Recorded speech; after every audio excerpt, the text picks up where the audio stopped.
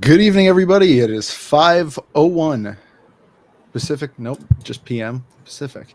Eastern Standard Time here in beautiful but unfortunately prematurely dark Brooklyn, New York. My name is Max Cohen, and as always, it's a pleasure to welcome you to the MOCA Live podcast. Today's episode is just me and my lovely co-host, as always. That would be the man to my right, Mr. Colborn Bell. Colborn, how are we finding you today? What's going on? That's yeah, I've seen the news. I've been in it. It's been a hectic day. It's been an emotional day. That's it. I'm here. I'm excited to get into this topic, really. Yeah, we're back. We're better than ever. We have, honestly, for us, a strangely prescient topic. I feel like we're usually getting into things a little bit late, kind of letting the dust settle on things. Not today. Today, we're going to talk about, at least at the beginning of our episode, about PolyMarket, the bet on everything app that jumped to, I think it was the top 20 in all iPhone apps on the App Store last week. And became the kind of premier place where people could vote on the outcome of the presidential election. So we're obviously going to be talking around the presidential election. I want to just kind of stress that we're going to do our best to keep this podcast apolitical. So please don't, get angry at us if we don't say some things that maybe we are personally feeling or otherwise expected to say. I live in Brooklyn, New York. I'll let that speak for itself. Regardless, maybe we can just start here with PolyMarket at the beginning. Like, when did you first hear about PolyMarket? Do you use it? Do you know people that do? Like, just what's your kind of, do you know anything about this world? Have you engaged in this world?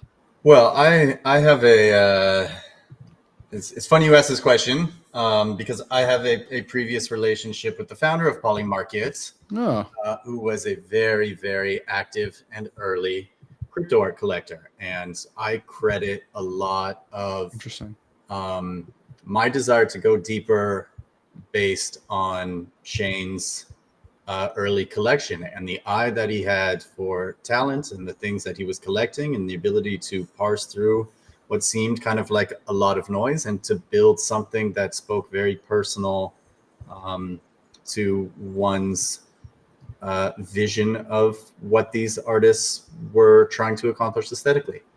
Who is the founder? Shane Copeland. Shane Copeland. Yeah. Esquire. Go look at his collection. It's exceptional. This is back in 2018 when you were first starting to get your sea legs, I presume. This is more 2020.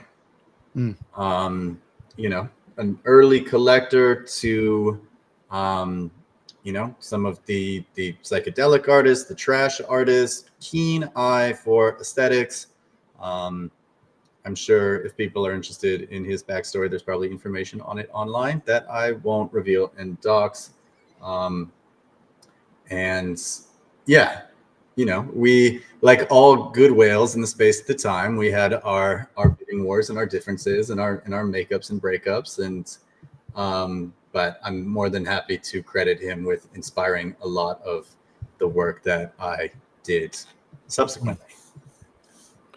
And again, like with PolyMarket specifically, like, do you use it? Do you know a lot of people that use it, or at least in this realm of the presidential election? So it is illegal in the U.S. still to bet on election outcomes. That is something that many people are pressuring I think it's CFTC to relax their rules on. We've seen more openness to gambling in general. We've seen a very large rise in sports betting. I'll also go back and say, in early 2017, it was the idea of prediction markets that got me into crypto in the first place. It seemed like there was incredible promise in this idea that, people betting on outcomes would form would have a better aggregate outcome prediction than, say, any panel of experts who might hold biases in directing an opinion one way or the other. So, I was fascinated by an early prediction market. I think it was called Predict It. Their founder, it eventually led to a Jeremy Gardner project, Augur. And this has always been kind of the holy grail to begin to unlock liquidity in political outcomes. Let's stop here for a bit because I have a couple of questions. I mean, one, do you think it's a good idea to be able to bet on political outcomes? It just seems like there's a lot of room for manipulation if that is open to the wider public. Well, when we talk about like election spending in general, we're talking about billions and billions of dollars that to me just generally goes into a black hole. Does anybody care who endorses who? Does anybody care what types of ads that they see on the TV? It all seems to me just like an exercise in capitalism, where the closer they can get it and the more anxious they can make people, the more money that is going to be spent. So it all kind of presents to me as a bit of a farce to just feed the great machine. Fair enough. Yeah, I mean, I guess through that lens, what is a massive campaign donation but a bet on the election through, I don't know, a back channel of sorts? If I'm giving, $100 million to a candidate, I'm basically just betting on their success in exchange for maybe not a hard financial reward, but something along those lines. Probably not just out of the goodness of my heart and my belief in a certain. I mean, and it's a very powerful data point on you as an individual. It speaks a lot to what you believe in, what you care about, and it allows them to, if they had nothing, if the political affiliation, there's a ton of profiling and a lot of selling down that can happen just based on that. Sure.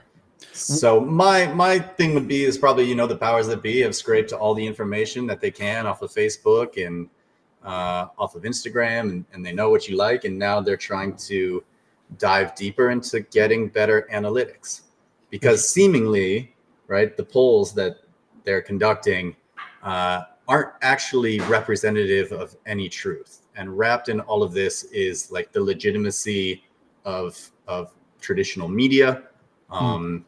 You had the Washington Post for, I think, the first time since the 1930s not endorse a political candidate, with Bezos writing an opinion letter, which cost them 10% of their subscriber base. So interesting. Not sure that was an awesome economic decision, but yeah. But how do you return trust to journalism? It's an interesting question about the polls specifically. I've been talking with a lot of people about my general lack of trust in polling, because how could a representative assumption about many, many millions of people be made from a poll that randomly selects from, 1,000 people for these polls, and then it's also people who would engage with a poll in the first place. I have been argued with that there's all sorts of statisticians and wizards with numbers who make assumptions for things like that, but the more assumptions you make, the less trustworthy the thing is. And it does seem like we are now on the third kind of wave of this, where we're like, well, the polls weren't really indicative of reality in a lot of respects. But I guess that leads to this question of like PolyMarket, also not indicative of the polls, right? I think that by the time the election was happening, is it worth, do you think, going over how PolyMarket works? Like essentially, like, yeah, basically the, as far as I understand it, and I'm not a user, but just kind of a bystander, an observant bystander. There was bets you could make on the presidential election with the two candidates, and they were each trading for a portion of $1, right? I think Kamala was at about 34 cents on the dollar. And then if she would have won, you would have won your extra 74 cents, if I'm believing that correctly. And then Trump trading at 66 cents, a bit more expensive. And then you would have won the other portion or I guess maybe the other portion would have been put back into a pool, which would have then been paid out to the winning side. But it drifted all over the place to almost about 50-50. I think right before the election, it settled 60-40. And then very early on, even when it seemed like a toss-up, really began to move in Trump's favor, way before Pennsylvania was even known, or it got to a point in the night where it was 80-20, and I started getting messages from non-crypto friends being like, put $100 on the other sides. This feels like 2020, where he was way ahead, and then it turned in the night at basically 4-1 on your money. Mm-hmm. Yeah, I mean, so that's very interesting, right? I think it's very interesting how this turned out, right? It does seem, I mean, not all the votes have been counted, but it does seem like Donald Trump won the election handily. And it should also be noted, even the winner, there was a separate bet where Kamala was way ahead in the popular vote, in winning the popular vote. That was assumed, and that also didn't pan out. I believe there's still many millions of votes left to be counted, predominantly in places like California. I'm not totally sure about that, so please do your own research, but perhaps that swings back around at least a little bit. But even still, right, you have basically it is polling in a certain sense, right? It is just kind of the vibes of a specific community, of the people who are going to use PolyMarket. It's the vibes of this community versus... And I guess the trust we put in the vibes of the people using this versus, the world of statistics that is, at least to me, too dense to really understand. And somewhere in the middle, it seems, was our answer. Probably at the beginning or at the outset of the election, Trump did not have a 66% chance to win, but the way that his supporters kind of came out in droves, and the handiness, the, I guess, large amount by which he seems to have won this election by certainly feels more in line with the vibe of a PolyMarket poll, which had him way ahead basically this entire time, than the traditional polls, which were basically at a 50-50 toss-up within the margin of, I think, 3% error until 11 p.m. last night. Which brings me to this question about the trustworthiness of something like PolyMarket, because, a poll that is put out by Getty or the Iowa Register or NBC, right? They're going for total representative population.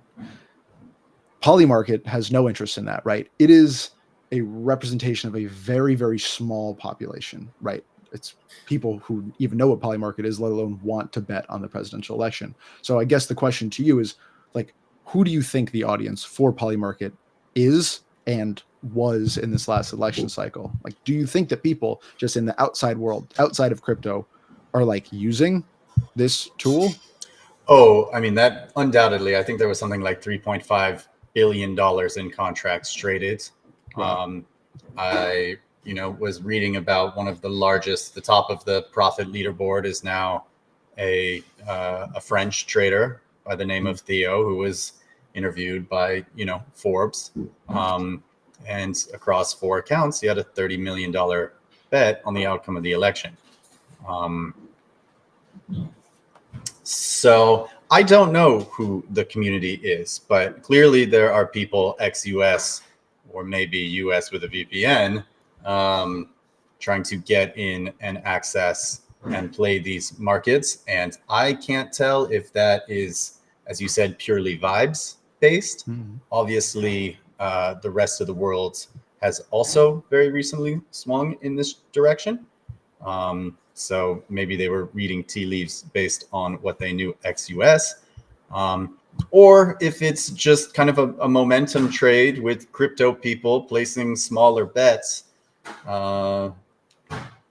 Well, my first instinct is that you have to be a pretty degenerate gambler to bet on the outcome of the election. Okay, we know the community is that. Well, that's what I'm saying, yeah. Right? We've talked at length about how sports gambling has infiltrated such a larger percentage of, especially the young male population than I would have ever thought that it would have been capable of.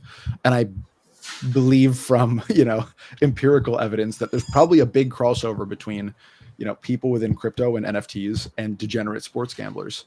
Just like, sneakerheads back when like buying and selling sneakers was a really hot market. There's a lot of crossover between these like perceived cheat codes where you can make a little bit of money outside of the system. Even still, right? Well, let me back up a bit. One of the largest points of confusion, I think, for the Democratic Party was how far the young male population had swung to the right? Kind of drastically in the last 4 years. If we're to believe that PolyMarket is composed on its user base predominantly of young men between 18 and 29, which is my guess, being that that's the largest representative population in crypto in general, then maybe PolyMarket as a tool was not representative of the entire electorate, but much more representative of where this very important population's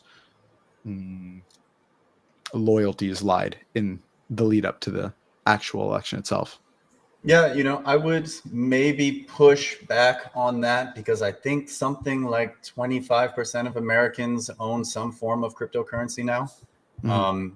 And it is, I think I saw a tweet that said that, Democrats have basically conceded that crypto is here to stay and they're not going to, do any kind of what I consider to be unjust regulatory measures to prevent the industry from growing. And maybe there's also a mandate here hidden in this, that this is the way the economy is moving. People fundamentally recognize that we are kind of trapped in this traditional debt spiral with no way out, and they're seeking for economic solutions along with secondary sources of income that can be more stable. I do think that an important caveat of the like 25% of Americans own crypto is, I would be shocked if the vast majority of that number were not people who either own money in own crypto in Coinbase or owned ETFs or some kind of like crypto related stock ticker and didn't really interact with what this whole kind of world is on our level, right, or on the ground level. But PolyMarket requires a kind of investment in the ground level work of the thing, right? You have to at least know probably what MetaMask is and how to get on the Polygon network and probably how to bridge funds. And the extraordinary turnout in that market suggests that maybe our nascent industry is not so is moving past early adopter phase. It's getting into the hands of more mainstream people. Yeah.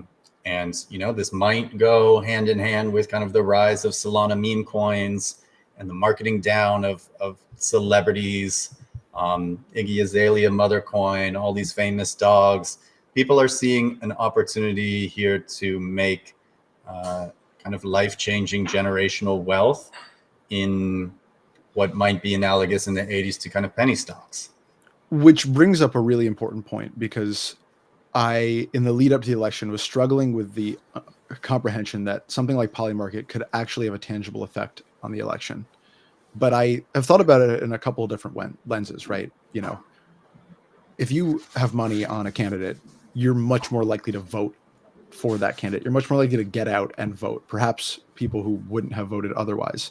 Although theoretically, none of these people could have voted. Well, you could trade this. You could do the same thing on Robinhood, right? Bet on the presidential election outcome. So there's at least some workaround that's happening by which American citizens are betting on the election. So let's dig PolyMarket. They're certainly seeing it, because I got served an enormous amount of advertisements for PolyMarket in the run-up as well. And yeah, it was being quoted in financial press in various places as well. I would be shocked if there was not like a large representation of the U.S. population that is at least betting on presidential outcomes in one place or another. But the question remains that, like, in a country where good voter turnout is 40% of the population, sterling turnout is 50% of the population, does election voting of the kind like PolyMarket entice especially a population of people, men under the age of, or people under the age of 29, but especially men under the age of 29 who don't tend to vote in large numbers, to vote, right? They have a vested financial interest in whatever they could do, especially living in a swing state. I mean, yeah, I was listening last night and, heard somebody say that the Joe Rogan endorsement could prove particularly beneficial to pulling people off their Xbox and getting them to the polls, right? And I think that's kind of the same thing here. It's, you're welcome to the new world, baby. Yeah, I think traditionally we think of voting as something for generally more elderly people, and maybe if there is a way to engage more people in the process, we reach a truer democracy, which is kind of the broad promise of DAOs and decentralization in general. An anecdote from some of the coverage I was watching last night was that there were long lines in one of these Democratic precincts, and the Democratic poll people were like encouraging people to stay in line, and they were like showing phones where Jennifer Garner or other actors had like phoned in, and like it just feels such a world removed from, I think, what is a similar occurrence with PolyMarket and Joe Rogan, where you have a real relationship, a real stake in the thing. I listen to podcasts religiously. I hope the people listening to this podcast also listen to it religiously. But I think that we've done a really good, I think people feel they have a relationship with us, and I think they should feel that. I want people to feel like that. I certainly feel like that. The people I listen to podcasts of whom I listen to podcasts, you understand what my meaning. A little crossed up today. Point being that like a Joe Rogan endorsement means a lot for a generation of people who have a real relationship with this person. Financial stake in the outcome of the election gives you a real relationship to the outcome. And I think that is like kind of a sea change in how this stuff will be kind of just considered and conceived of, probably for the very foreseeable future. I'd say the flip of that coin that we should address, or at least interrogate, is that Peter Thiel's Founders Fund was the lead investor to the tune of $70 million in PolyMarket. So that is somebody that obviously has a very large vested interest in swinging the election one way, and it makes me wonder kind of how biased that financial relationship is with the company in kind of moving the needle in a certain direction. Sure. Well, I mean, this is like a larger, I think it necessitates a larger conversation, because especially for crypto, right? Elon Musk, who is apparently a big Republican as of, a year ago. Got to sell those Teslas. Has a platform that like can disseminate messages very quickly and profoundly and powerfully. So you have that on one side. You have, like, again, Peter Thiel's investment in a PolyMarket company. All of these like soft factors that I think have not really been considered before. I think my own conception of how election information has been disseminated has really just been in two realms, like radio and television ads. And I've always felt that was outdated. What's the new way that this information gets disseminated? And it's all these soft places, right? It's like, the quiet suggestion that most people believe Trump is going to win on a PolyMarket, which would then embolden people to, either groupthink or, I don't know, maybe do more research into why the odds were so, wide. Obviously Twitter, the fact that I think we should, or may not be right. Yeah. I think we should definitely jump into kind of the weaponization of X, the everything app in this election. That. I mean, it's very interesting, right? If I can just spiel for a bit, like, it's very interesting because in 2016 there was so much misinformation spread on Facebook, but that was more of a failure with Facebook than a feature, right? And I think that part of Facebook's kind of rebrand and part of Mark Zuckerberg's rebrand of the entire company into Meta was trying to distance himself and the company from what was I think, an abject failure to like vet itself in a way that many would feel comfortable with. And that was like only heightened by the Cambridge Analytica data scandal. But what we have seen and are seeing on Twitter is it is a feature, right? In the same way that Trump's Truth Social is an avowedly Trump-based right-wing social media platform. Now Twitter is that as well, right? People of opposite political persuasions are finding less of a home on the platform, and people of equivalent political persuasions are finding themselves with a safe place on this platform. And it's only, I mean, I'm sure I've spoken about this anecdote before, but in 2016, I became very kind of into Bernie Sanders, the Democratic senator from Vermont. And it seemed... Who won a 5th term. Did he? I think so. As Bernie an independent. Sanders. Yeah. I don't really like to become sycophantic about candidates, but I was very sycophantic about Bernie Sanders. And I thought, why is this happening? It must have something to do with my social media consumption. I did a small experiment. I unfollowed everything political from my Twitter.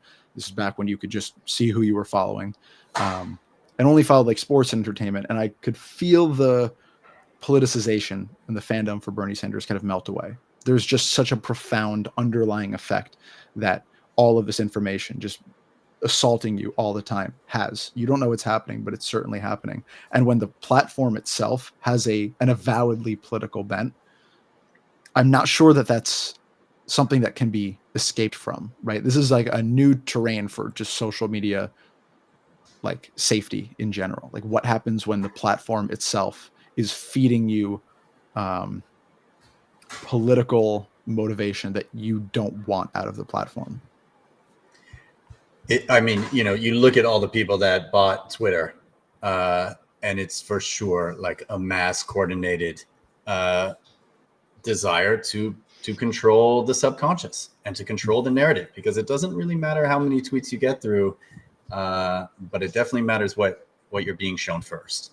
And when it's a default For You page with just like Elon Musk tweets, you see it and you consume it, and it puts it in your subconscious, and the kind of collective effect of that is unknown, unmeasurable, and potentially had a very large effect on the outcome. It doesn't seem like there was ever an understanding between social media platforms to conduct themselves in certain ways for the public good. They were so quickly spun up. They were so quickly spun out of control. They were so quickly injected into all of our lives that I think a lot of the guardrails that people talk about with AI research, a lot of the fights that are being had over AI safety and ethics and things, which may or may not be ignored, which may all be in vain, but at least the conversations are happening. Seems like those conversations all happened in hindsight with social media. I mean, it's going to be a complete and utter collapse of the institution as we know it, and the trust in those institutions, because technology and people's need to adapt to kind of survive in this world is very increasingly technology dependent. Well, and we've talked about obviously AI ad nauseum in the past.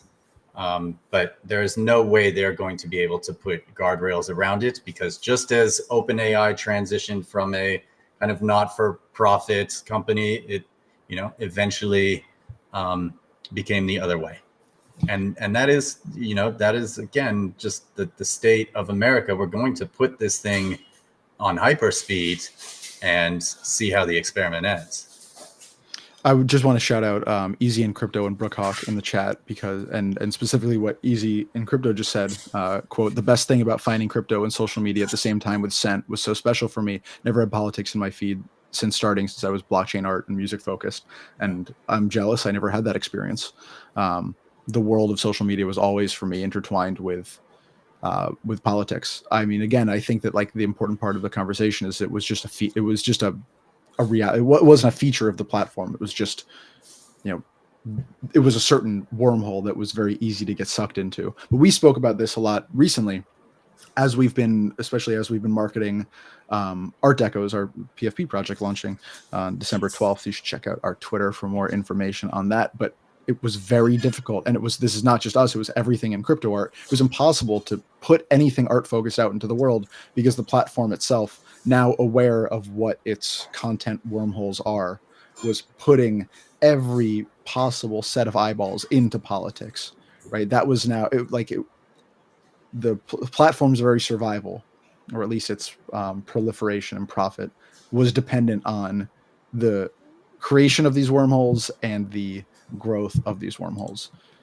And that's just what social media is going to be now. It's what Facebook revealed itself to be unintentionally in 2016, but now Twitter is very much the same thing. I'm curious, turning it back to PolyMarket, like, do you think that they have a fiscal or social responsibility in running a company like this, or an ethical responsibility?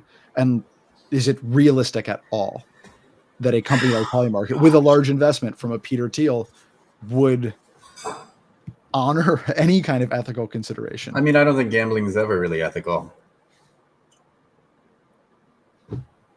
I don't know. Yeah, I won't. I think there's just an increasing, laissez-faire thing at hand that people should be able to do with their money what they want.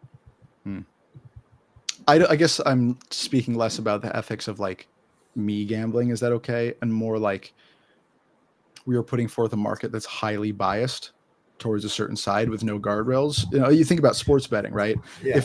If your Lakers were playing my Celtics and everyone bet on the Celtics, the line for the Celtics wouldn't be minus 100 because everyone thought the Celtics were going to win. There was a standard in the middle. The public bet changes the standard a little bit, but PolyMarket doesn't have those guardrails. It's all, who do you think is going to win? There was no, there's no center algorithm that's keeping a line at what it's supposed to be, right? I think that's more the ethical consideration here. They for sure have to protect their book, right? Like any bookie, you have to line up the numbers on both sides, and you have to see enough juice in the middle for yourself. I read, some story a while ago about some trader who placed an exceptionally large market order on Trump, and the order book was so thin that the last shares he got sold were like 98% Trump to win and 2% for Kamala, and that all averages down. So it's not like with any amount of money you can just take the line that's given. And that, and then that's kind of the same thing with Vegas sportsbook, is that they will adjust the line based on the bets that come in. And I think that's an internal matching. But on something decentralized like PolyMarket, there is a literal order book in which people are willing to take bids. And that order book, to my understanding, was rather thin. I think that's my point, right? That leads to these wild swings in odds, right? Based on whatever public vibe is happening at the time. I know that's the ethos of decentralization. I understand that. But when you're betting on something with as large a implication as the presidential election, and all the polls elsewhere that we don't trust, but regardless, yours is the only odds maker, if we can call all pollsters odds makers, that has the odds of the election at such a wild swing. Like, it does seem like there is too much at stake in terms of the sanctity of the potential election, especially if PolyMarket grows and grows and grows until it's something used by a larger percentage of the populace, in terms of how it's going to encourage people to vote one way or not vote the other way, in terms of the hopefulness or hopelessness that something like that is going to inspire. Yeah, it's a good question.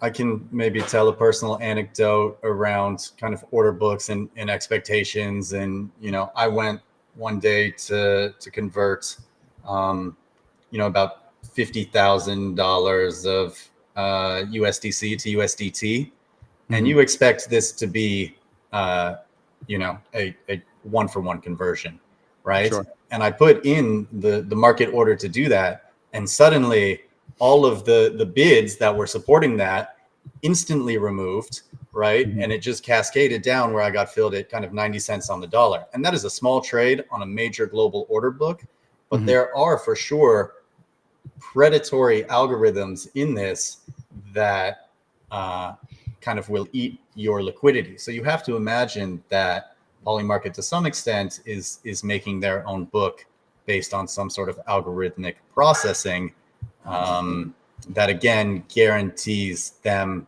some return on the spread, independent of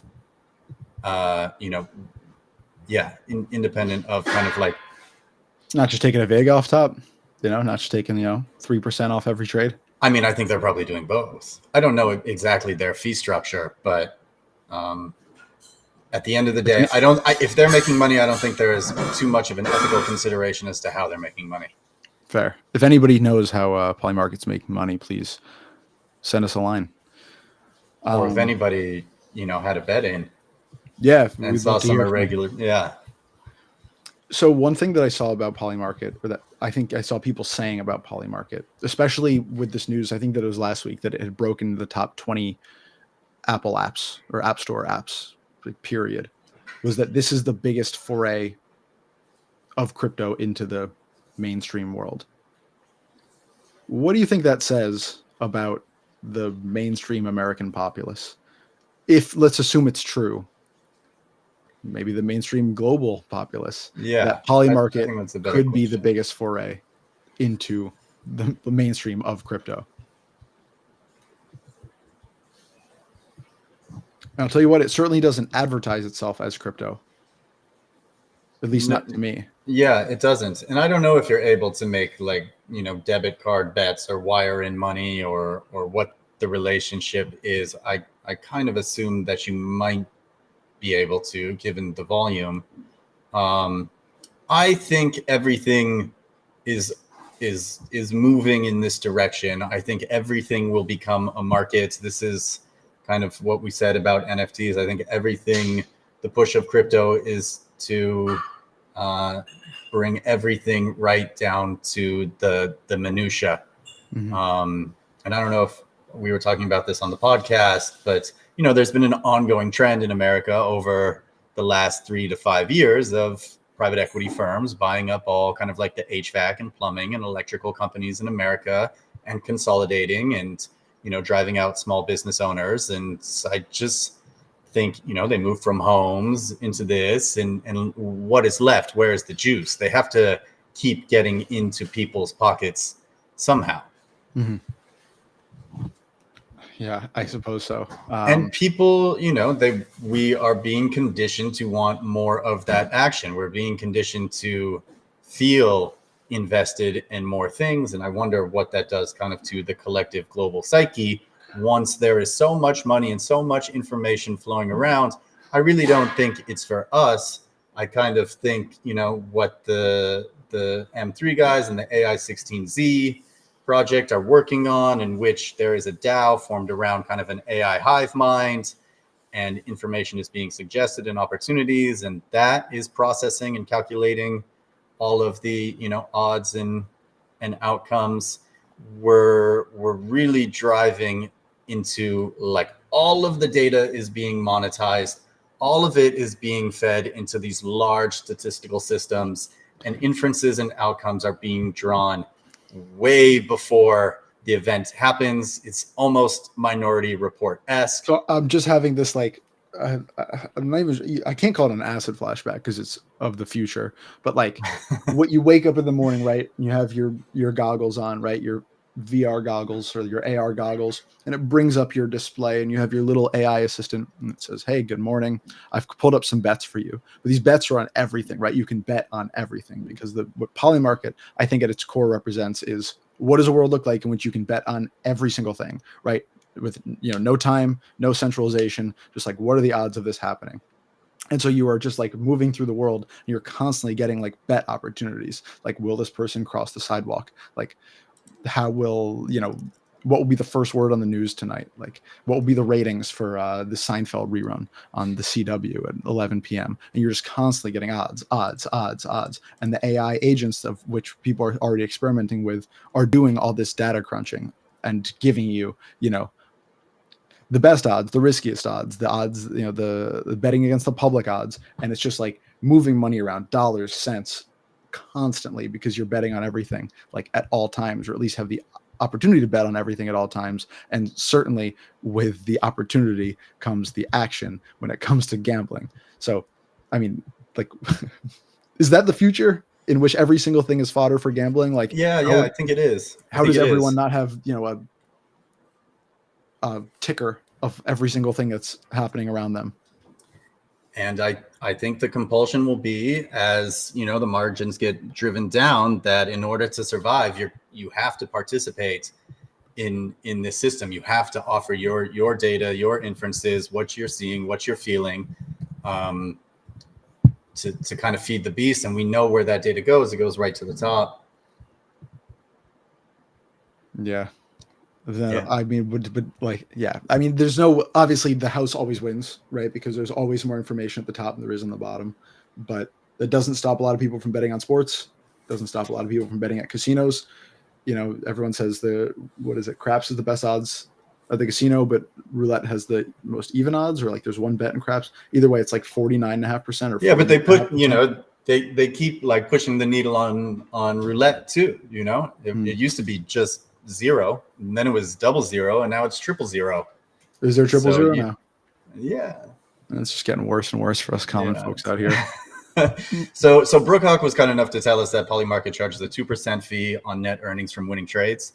So I'm going to say $3.6 billion in volume, split it in half, 1.8 on a winning trade, which is $36 million in revenue to PolyMarket. Obviously, this was their Super Bowl, but that, I would imagine, for their investors is feeling pretty good right now. Do you think they have a grant program perhaps for art institutions?